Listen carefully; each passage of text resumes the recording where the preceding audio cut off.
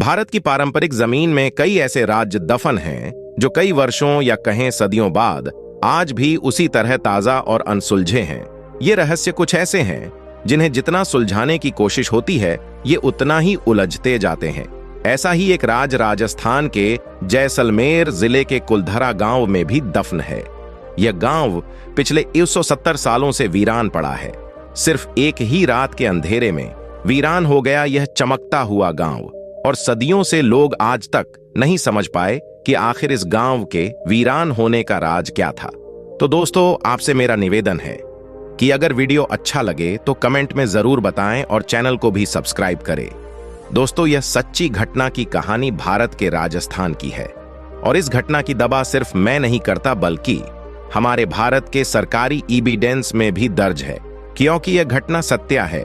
दोस्तों, भारत के कुलधौरा गांव की वीरान होने की कहानी आज कल की नहीं बल्कि काफी पुरानी है। कुलधरा गांव के वीरान होने को लेकर एक अजीबोगरीब रहस्य है। दरअसल कुलधरा की कहानी शुरू हुई थी आज से करीब 200 साल पहले, जब कुलधरा खंडहर नहीं था बल्कि आसपास के 84 गांव पालीवाल ब्राह्मणों से आबाद हुआ करते थे। लेकिन फिर जैसे कुलधरा को किसी की बुरी नजर लग गई। वो शख्स था रियासत का दीवान सालम सिंह, अय्याश दीवान सालम सिंह, जिसकी गंदी नजर गांव की एक खूबसूरत लड़की पर पड़ गई थी। दीवान उस लड़की के पीछे इस कदर पागल था कि बस किसी तरह से उसे पा लेना चाहता था। उसने इसके लिए ब्राह्मणों पर दबाव बनाना शुरू कर दिया। हद तो तब हो गई कि जब सत्ता के मद में चूर उस दीवान ने लड़की के घर संदेश भिजवाया कि यदि अगले पूर्णमासी तक उसे लड़की नहीं मिली तो वह गांव पर हमला करके लड़की को उठा ले जाएगा। दीवान और गांव वालों की ये लड़ाई अब एक कुंवारी लड़की के सम्मान की भी थी और गांव के आत्मसम्मान की भी। गांव की चौपाल पर पालीवाल ब्राह्मणों की बैठक हुई और 5000 से ज्यादा परिवारों ने अपने सम्मान के लिए रियासत छोड़ने का फैसला ले लिया। कहा जाता है कि निर्णय लेने के लिए सभी 84 गांव वाले एक मंदिर पर इकट्ठा हो गए और पंचायतों ने फैसला किया कि कुछ भी हो जाए अपनी लड़की उस दीवान को नहीं देंगे। अगली शाम कुलधरा कुछ यूं वीरान हुआ कि आज परिंदे भी उस गांव की सरहदों में दाखिल नहीं होते। कहते हैं गांव छोड़ते वक्त उन ब्राह्मणों ने इस जगह को श्राप दिया था। आपको बता दें कि बदलते वक्त के साथ 82 गांव तो दोबारा बन गए, लेकिन 2 गांव कुलधरा और खाभा तमाम कोशिशों के बाद भी आज तक आबाद नहीं हुए हैं। ये गांव अब भारतीय पुरातत्व विभाग के संरक्षण में हैं, जिसे दिन की रोशनी में सैलानियों के लिए रोज खोल दिया जाता है। कहा जाता है कि यह गांव रूहानी ताकतों के कब्जे में है। टूरिस्ट प्लेस में बदल चुके कुलधरा गांव घूमने आने वालों के मुताबिक यहां रहने वाले पालीवाल ब्राह्मणों की आहट आज भी सुनाई देती है। उन्हें वहां हर पल ऐसा अनुभव होता है कि कोई आसपास चल रहा है। बाजार के चहल पहल की आवाजें आती हैं।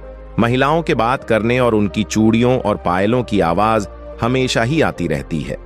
प्रशासन ने इस गांव की सरहद पर एक फाटक बनवा दिया है, जिसके पार दिन में तो सैलानी घूमने आते रहते हैं, लेकिन रात में इस फाटक को पार करने की कोई हिम्मत नहीं करता है।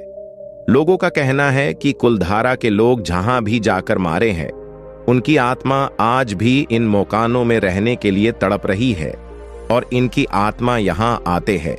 कुलधरा गांव में एक मंदिर है जो आज भी श्राप से मुक्त है। एक बावड़ी भी है जो उस दौर में पीने के पानी का जरिया था। एक खामोश गलियारे में उतरती कुछ सीढ़ियां भी हैं।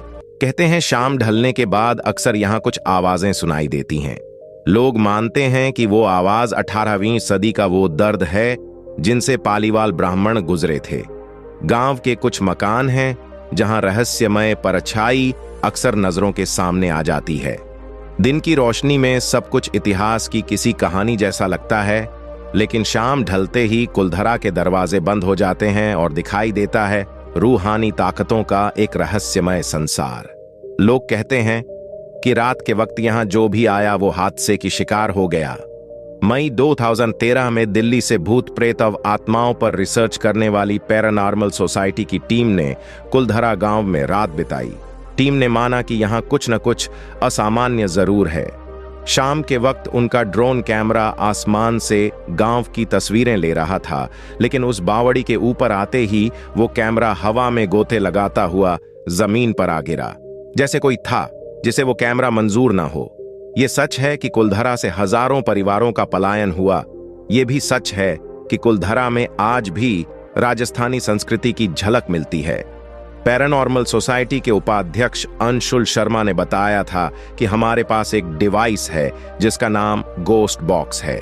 इसके माध्यम से हम ऐसी जगहों पर रहने वाली आत्माओं से सवाल पूछते हैं। कुलधरा में भी ऐसा ही किया। जहां कुछ आवाजें आई तो कहीं असामान्य रूप से आत्माओं ने अपने नाम भी बताए। 4 मई 2013 शनिवार की रात्रि में जो टीम कुलधरा गई थी, उनकी गाड़ियों पर बच्चों के हाथ के निशान मिले। टीम के सदस्य जब कुलधरा गांव में घूमकर वापस लौटे तो उनकी गाड़ियों के कांच पर बच्चों के पंजे के निशान भी दिखाई दिए।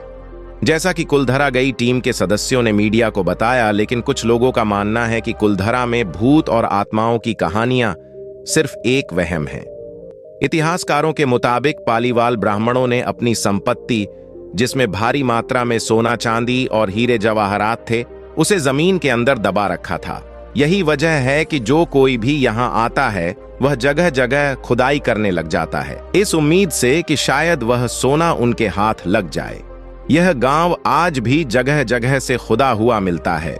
दोस्तों, आपका राय क्या है जरूर कमेंट में बताएं और इस तरह की वीडियो देखने के लिए चैनल को भी सब्सक्राइब कर लीजिए।